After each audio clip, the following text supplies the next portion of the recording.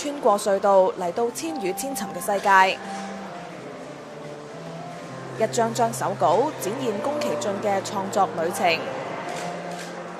宮崎駿同拍檔高田勳喺70年代首度引入場面設計嘅製作模式，以手稿做藍本，由場景佈置、人物設計到走位方式都詳細描繪，對日本動畫界影響深遠。佢哋喺85年創立吉卜力工作室，至今仍然堅持人手繪畫，每套動畫由20-30位動畫師合作，至少畫1200張手稿。喺沙田文化博物館舉行嘅吉卜力工作室場面設計手稿展，就展出超過1300張手稿，由最早期嘅風之谷、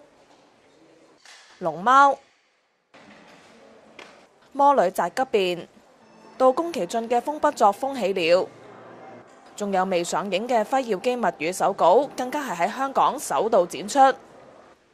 牆上面嘅圖騰，你記唔記得係喺天空之城邊度出現過呢？工作室嘅社長就話，當年宮崎駿係喺中國陶瓷得到靈感，創作天空之城嘅圖騰。